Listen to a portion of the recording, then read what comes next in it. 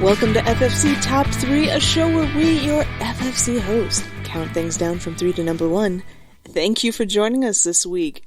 As always, if you have a suggestion for a topic on Top 3, be sure to drop us a note in the normal places on Twitter, at FocusFireChat, in our Discord, or email us at focusfirechat@gmail.com, or if you just want to bypass them all and you just want to send them to me, because in reality that's where they're going to end up anyway, you can just send them to my Twitter account or Discord or whatever. Even if you want a snail mail, well, I'm not going to give my address over the internet. That's not a good idea. Anyway, this week's Top 3, we have WorthyD with us, and we're going to discuss our top 3 extinct cultures. And can anyone guess who picked the topic for this week? No, that's a really great question. Who picked the topic for this week? I think you picked the topic for this week. I think I picked the topic. You gave me you gave me access to the schedule, so I was like, I did. I could fill in all the things. Mm-hmm. This was an interesting one. I had to go digging through the interwebs a little bit. It's like, okay, what are considered extinct cultures? Oh gosh, yeah. Actually, I had to check with a couple of them because like one of my first ones was like, I was like, oh, but it's not really extinct. Is it considered like I kind of got in a rabbit hole of what's considered an extinct culture? How dead do everybody have to be to? Yeah. One of mine is like that, but we have Worthy, Blue, and and I'm going to make Blue go first since he is so gung-ho about this topic. Then Worthy can go, and then I will take up the rear as always. Sounds good. Cool. So, okay, my number 3, actually, I originally picked it, and then I found out a little bit more like about the structure of their cities, and actually I think you'll get a kick out of this one, Green. It's called the Nabateans. It is located... seriously? Right off the back? Right off the back? Okay. Mm-hmm. All right. Well, all right. There you go. So the capital city is Petra. I saw them and I was like, oh, that's kind of cool. But it's also because the Nabateans they're located out in where Syria and Jordan are in modern day. And they're actually known for, even though they are extinct and they're like a very ancient thing, but they were known for being really big on gender equality. And the city was actually pretty populated up until like I think it was the year 363 when they had a giant earthquake that kind of ripped everything apart. It was one of the major trade stops for a lot of different directions in the spice routes between like China and India and going through to Europe and everything like that. A lot of people stopped there for that. The city itself is half built and half carved out of a mountain. Yes. Yeah. So a little bit of context we were talking about before. Green's like, I probably have a few on here that are the same as yours. I was like, I don't know. Mine are kind of weird. So hey, you know what? Great minds. Mm-hmm. Yeah. I mean, you picked it because of I picked it because of the city and the city name mostly. Oh, really? But, I just thought it was really cool because, like, if you read, what little we do know about it, it was really big on like not just gender equality, but like complete like it was very communal. Community was very equal. Like it was very everybody could have. Everyone had access to a reasonable degree to just about everything, and it was just in that period that was unheard. I mean, today that's really rare, but back then it was even more unheard of. Right, and the fact that the culture basically morphed into the kind of an Arabian type culture later is interesting, and that's what you meant with is it really a dead culture or not? Yeah, it was one of those, like, I was looking at it, I'm like, okay, so, like, the city got basically destroyed, and they kind of just dispersed. And it's, it's one of those things where it's like, technically the culture is extinct, but the genealogy of the people is arguably not, I think is the best way to say that. I think that's a good way to say it. All right, Worthy, what's your number 3? So I went with the Mayans. Nice. Just because I've always been fascinated with how much they've known about astronomy and their architecture and everything. Julie, that was actually one on Julie's list. Mm-hmm. She wants to go and visit, is it Chichen Itza? I can never say it. Chichen Itza? think that's some. Just don't it's go to one of the the one that's major- in the movies that you Well, I fall mean, I think through that's the one and that's in you, the you movies. get That's- you get hunted down and Yeah, I mean, I'm trying to remember if it's the Mayans or the Aztecs or the Inca, but one of them created that handball game where there's would be- hoops Oh, in yeah. the side walls. I think Yeah. that's Aztecs. That one is going to be my number 3, since Blue technically took my number 3, because Nabateans was my number 3 as well. But the Aztecs it definitely comes up on my list of also rans, just because of that the game and sport that they came up with. Of course, there were other things within that culture that are a little less tasteful. Yeah. But They were very tasty. I mean. Da-da-tsh. I mean, we can continue the vampire talk from last week if you'd like. Oh yeah, they're more Wendigos than vampires. Yeah, they are, but it's still a really interesting culture that I wish that entire like trifecta of Aztec, Incan, and Mayan is a fascinating chapter in human history. Absolutely. So, Blue, start our number 2s off. My number 2 is Anasazi. So the Anasazi is out in Mesa Verde National Park, which is actually out in your neck of the woods, Green. Yes. They are the ones that just straight up vanished.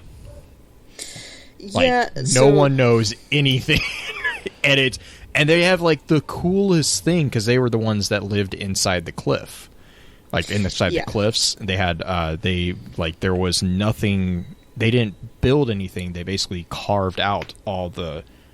Gosh dang it! You're 3 for 3. 3 for 3. How did you know that? That is amazing, Green.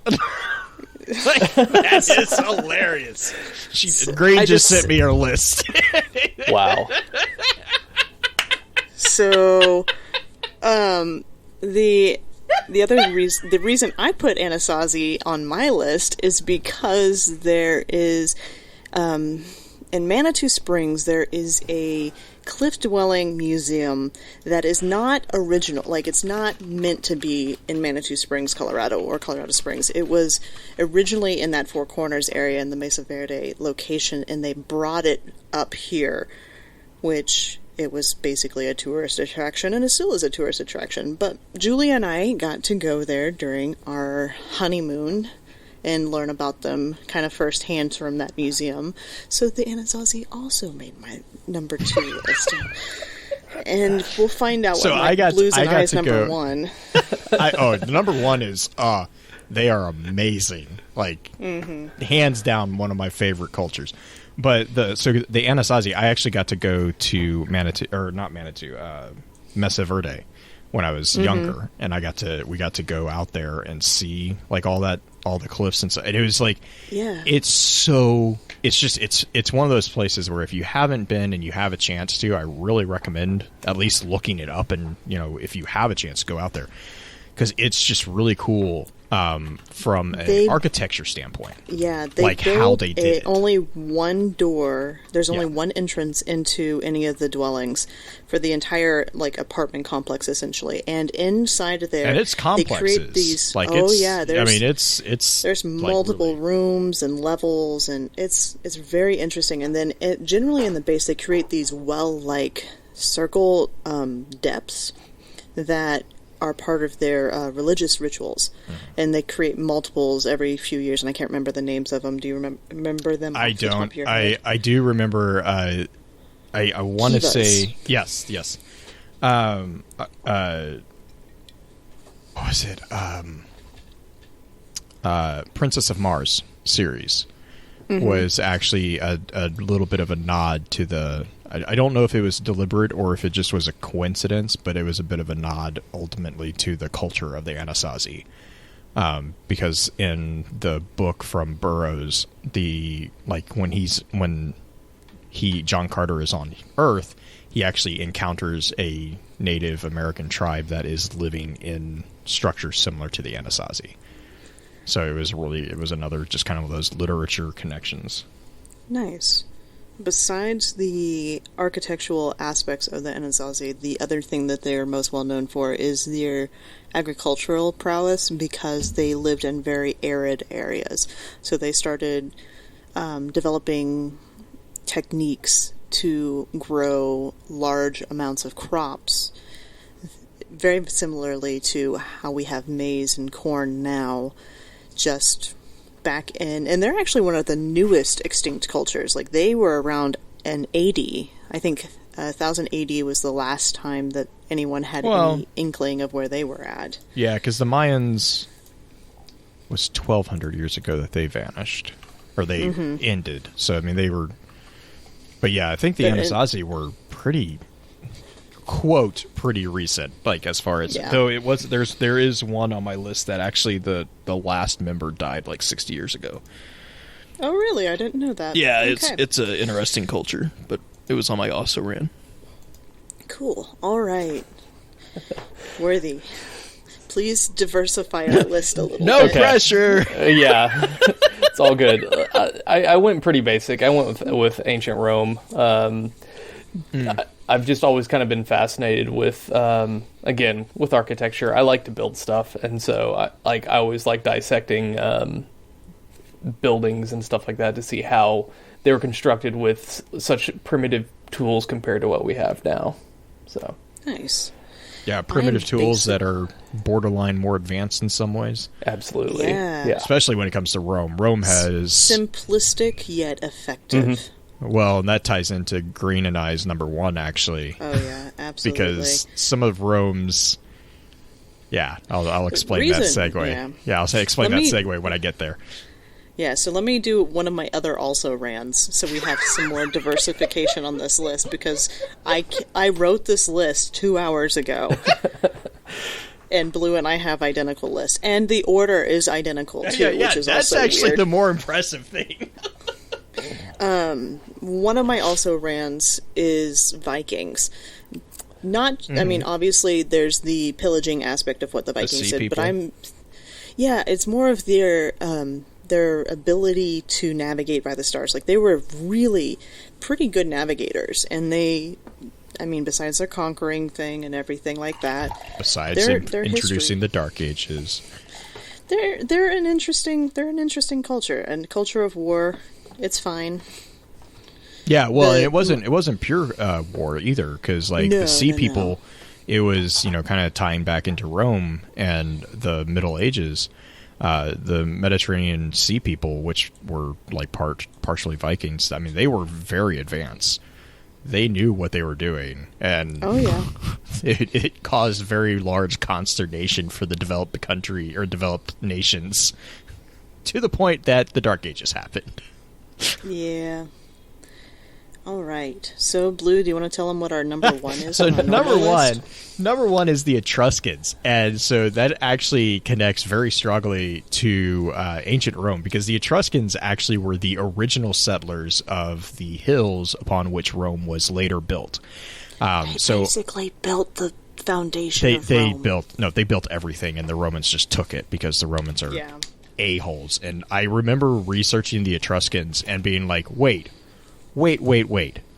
All of the nonsense that the Romans get so much credit for, naval superiority, architecture, cultural design of their structure for politics and stuff like that, all of that predominantly came from the Etruscans.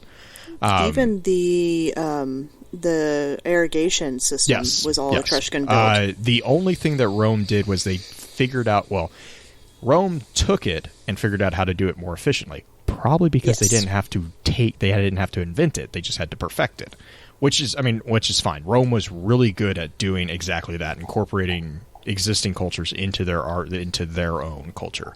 But I do find it it was always a source of annoyance to me, because everyone's like, Rome's architecture is amazing. They were so smart. I'm like, yeah, they stole it. They didn't have to come up with it. They didn't just steal the technology and the architecture and stuff. Crayons? They also stole. That's funny. They also stole the deities. Yes. The Etruscan deities. Jupiter, Minerva. Yeah. Well, that those also are came all from Etruscan Greeks deities. too. But like, so the Etruscans actually had, so one of the big things for, kind of talking about the ancient Rome architecture, one of their big things was cement. They had a concrete that we still today do not know how they created it. So the Parthenon, or not the Parthenon, the I always flip this one. Pantheon? Is Pantheon in Rome and Parthenon in Greece? Is that the right way? Remember. I always flip them. I always flip it. Anyways, the big dome that's in Rome that has which was the giant temple, that was built using this ancient concrete, and that was how they managed to construct that dome so that it was actually curved, which was one of the huge things back then because, ancient tools, you couldn't really do arcs like that. That wasn't really something that was really easy to do. But because they had this concrete, this substance that actually held up stuff, they were able to do stuff like that. And, it was just, it's really fascinating because we actually got to go there and we actually got to walk through and all that. And it was just the tour guides are like, yeah, we still have no idea what they did. Like, we still have no idea how they made this stuff or where they got it from. And it's just like being able to walk through Rome was really just freaking amazing. It's pretty inspiring. Oh yeah, I remember one of my favorite stories from our time there was we were at a bus stop and we were sitting on a rock and we looked down and there's a plate on the rock that basically is it used to be part of the aqueducts and they'd fallen over and they just didn't care. Which they were just like, it's a rock, just leave it. We don't need it anymore. And we were using a rock that had been built in this aqueduct that was twice as old as America as a bench. And it was just I'm like, what? It's just art. It's, oh my gosh. It's just so humbling, to see that city and be and then we got to go under for the Scavi tour and stuff like that. And there's even more stuff underneath Rome. And know how old it all is. Oh my gosh. It's just and how it's, yeah, and how well kept it is. And so the Etruscans had built, and so Rome is built on a set of hills, which was kind of one of the things for the Roman, where the Colosseum is. It was kind of the collection point between the hills, and that was an issue because there was always flooding. And the Etruscans had built stuff on one hill, and the Romans had built stuff on another hill. And then when the whole thing went down, and the Etruscans were taken out by the Romans or absorbed into the Romans, they actually took over basically all the hills. And one of the first things they had to figure out was, all the water collecting in the middle of all this stuff, and so that's why the city literally is sinking. It's not as bad as Mexico or Venice, but it is actually, that's why they actually have a city on top of a city. There's actually catacombs. It's not built on a lake though, like Mexico. Right. Venice, that's what I mean. Mexico is actually sinking. But that's what happens when you build it in the middle of a lake. When you build stuff on a floating platform and the water runs out, guess what? It goes down. That's like Venice. Venice, they're like, well, we're gonna have to build another step in St. Mark's. I mean, don't they build pylons under, there are pylons under Venice, though. Yes, yeah, but it's still sinking. That's actually the problem earlier this year, is that was the reason that Venice got flooded so badly, was the sea level is rising because of climate changing. And then there was something, one of the levees, I think, had an issue. And they actually, St. Mark's was actually damaged because they had a 15-foot increase in the water. Good Lord. And it was Venice was in a really bad spot. I think everybody who had first floor shops lost basically everything. That happened in Seattle, believe it or not, that kind of thing. Seattle's actually built on a second level. Everything that you see is street level. Yeah, that's actually the second level of most of those buildings. The initial level was built at sea level, so whenever the tide came in, it actually caused issues. And so they literally started building streets at level 2 of all the buildings. Huh. Yeah, so yeah, but Venice and Mexico are the ones that come to. I know there's a couple other ones that have, but yeah, Mexico is the one that they're like, we're going to build a city here. And it's let's put, because that was one of the main cathedrals. They literally, I think it's every 10 or 15 years, they have to add a step to get into the cathedral because it keeps sinking. And it's wow. it keeps like going down, so they keep having to build a new step into it. And it's just My goodness. All right. So, Worthy, what is your number one? So, I guess it could be somewhat debatable if whether it's extinct or not, but I went with the samurai. Just because of the childhood nostalgia of always enjoying them in video games and reading about them and everything. So, Is it, I'm trying to think, my most pop culture reference with samurai is the rabbit samurai Yojimbo, Oh, yeah. I think is the name of it. yeah. Actually, a really good comic. Really, really good comic. Anyway, yeah. Okay, so my also ran to number 3, which is my number 1 substitute list, is the Celts, because who doesn't want to face a bunch of people yelling at you as they're running at you, and it's... the Picts. And, yeah. Oh, it's blue. Yeah. And they were They are the sole reason for Hadrian's Wall. Hadrian was the emperor of Rome, and he was like, I don't know what to do. Build a wall. Keep them up there. They're Keep insane. them out. Yeah. Paint themselves blue and run at them. They weren't naked, but No, they they might were. as well have Yeah, been. they were. The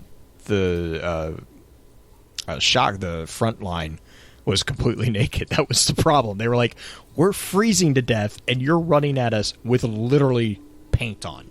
That's it. Yep. Why not? Why not? Oh, Pizza Train has it. Yosaki Yojimbo. Thank Okay. you. That's the name of the comic. To clarify, the Venice 2020 flooding was 6 feet above sea level, which was still unprecedented. It's been like the worst flood since 1966. The problem was that the winds hit more than 75 miles per hour from 2 different directions, which caused a higher wave to strike. And the problem now is that it's almost a desert because the rivers are nearly dry. So it's gone from like too much water 2 months ago to no water. It's like well, in Venice like it annually will have flooding. Like that's just one of the things that it's built right on the way the bay that they're built on. Mm-hmm. It's just something that they always have flooding. It's also really disturbing if you ever see pictures of Venice when it's not tourist season.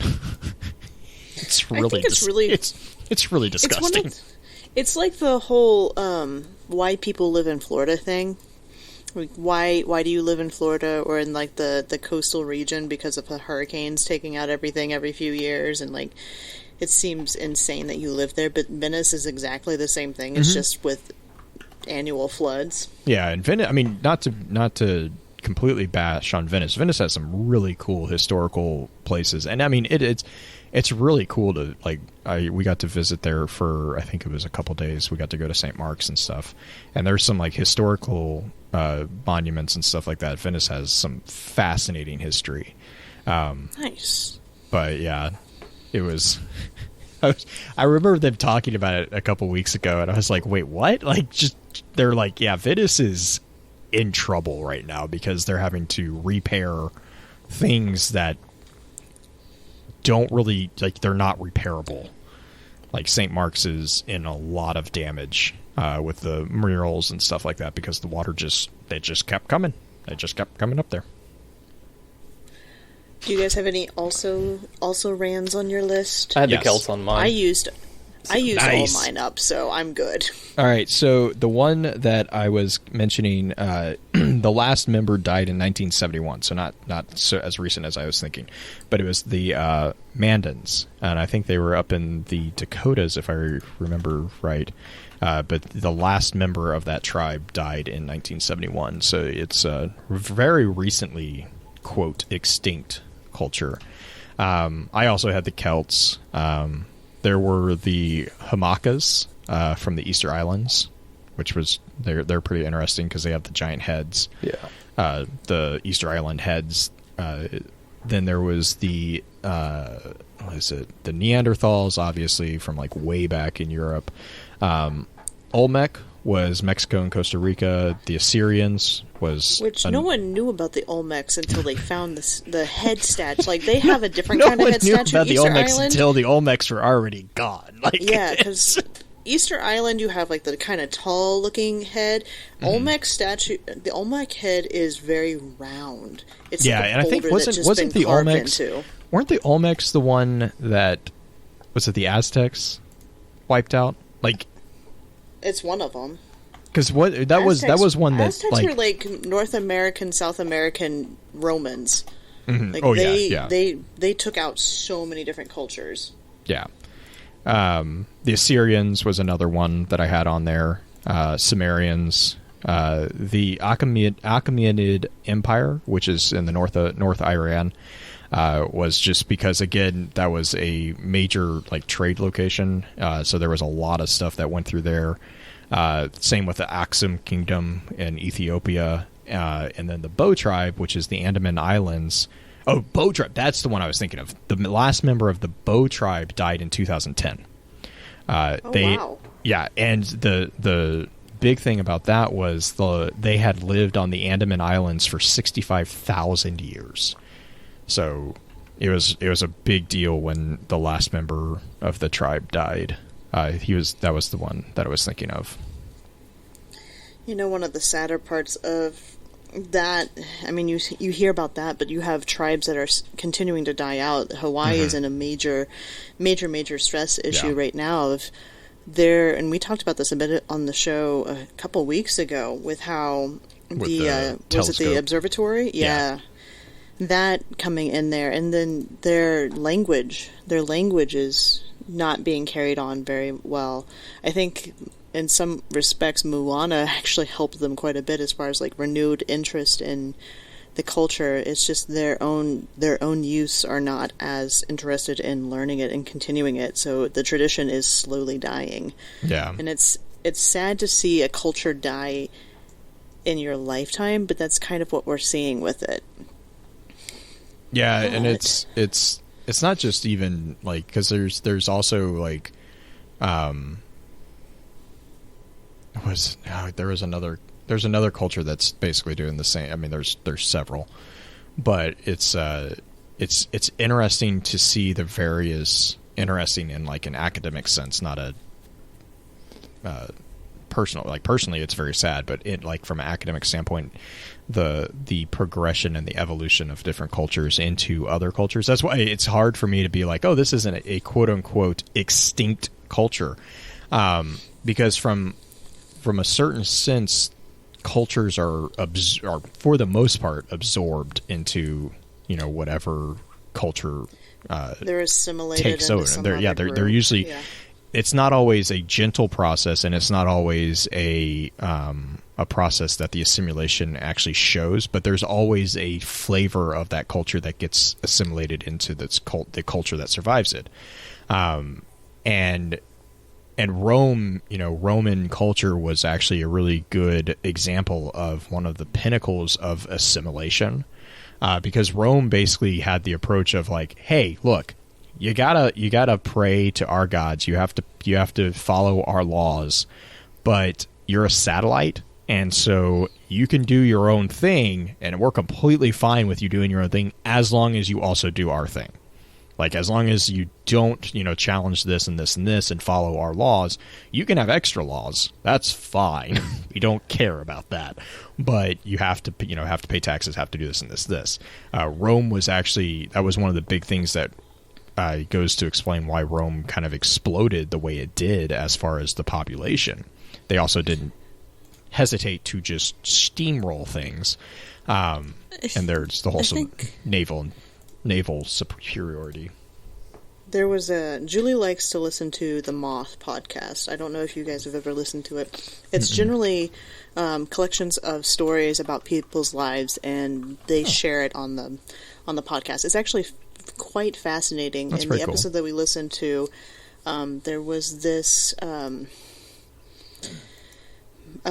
Islam brother that was basically talking about his childhood and how his family was very, very devout and wanting to continue the traditions and everything like that. And he was never forced into something else, but the peer pressure of the public school area, because he was in Europe, the public school area actually pressured him into giving up a lot of his prayers and whatnot during the day. And also just, I mean, the non-violence aspect of it. He ended up beating up a kid, and that actually got him the popularity that he needed to continue through school. Now, granted, he went from that, and then his parents sent him on to a school in Pakistan.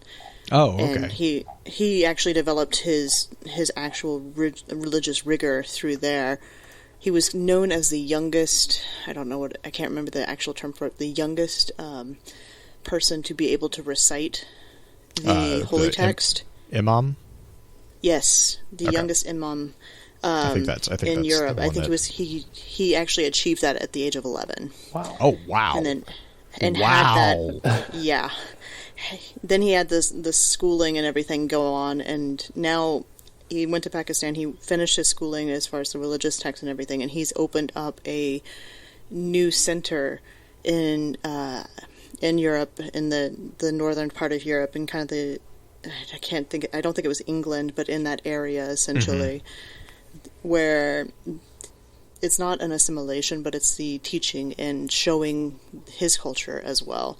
So there's ways to fight back, but it's not necessarily like the Roman style where there's forced implementation. Right. A lot of times peer pressure is enough.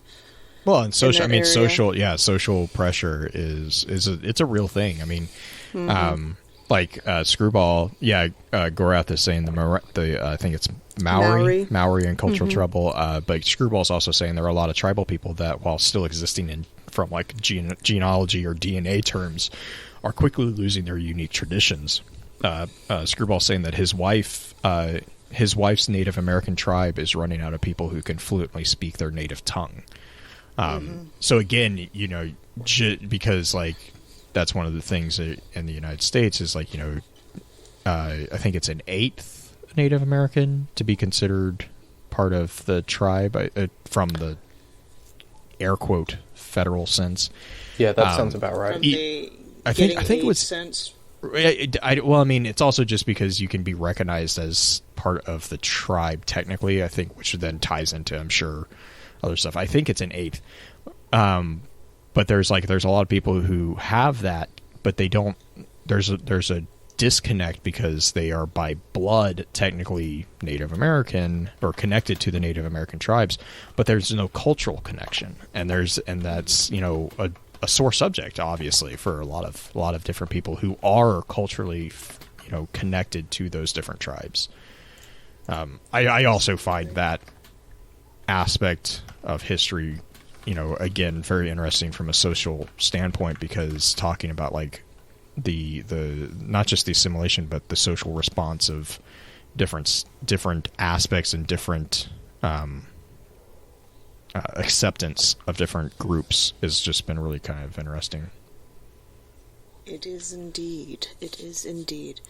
Okay, I think we should wrap up top 3 this week. It was a lot more insightful than I thought it would be. I thought it was just going to be I like them because this, I like them because this. But I mean, there is that too. Right. I mean, we got into some good discussion though about all these different cultures and how they're interconnected, which is interesting because we were talking about how Worthy, I think your number 2 was the Romans, and then the number 1s for Blue and I was the Etruscans, but the Etruscans literally in some ways got not only defeated but assimilated into the Romans as well. Yeah, that's a fascinating story too. Is the process of the Etruscans, because originally the Etruscans dominated the Romans. Right. Originally, the Etruscans were vastly superior to the Romans, and that was actually a point of contention with the Roman thing. And then the Romans were actually able to basically pull a fast one over the Etruscans because one of their kings was an idiot, and they basically took everything. Like it's actually a really cool story that I saw in chat. I think Pens was mentioning it. Dan Carlin, Hardcore History, has an entire I think it's total, I think it's like 12 or 14 hours, a series on the Roman Republic, and it's seriously one of the best explanations of that particular culture's evolution. He also did one on the Celts, which was fascinating. So those two, if you are interested in like that era, I would definitely recommend going back and trying and finding. I think I might have the Roman Republic archive somewhere, but the Celtic Holocaust was also a really interesting one from him, and his podcast really focuses on like the nitty gritty, like unfiltered components. He did one on Genghis Khan, which is still one of my favorite ones, because Genghis Khan is another one that's just like the actual story is fascinatingly disturbing as to what that individual actually managed to do. But if you have any interest in like that type of stuff, I would definitely recommend. I think it's Hardcore History. I think he has another one that he just started like this last year or so. But it's definitely worth checking out. It is for sure. All right, so thank you guys for joining us this week for our top 3. Next week, we are diving into something totally different, although I do think Blue picked it again, so you never know. I don't know if I picked this one. No, I think you picked this one. I think I picked this one. This one's going to be interesting, too. This may reveal some psychological issues with all of the hosts. Anyway, until next time, remember, everybody loves a list.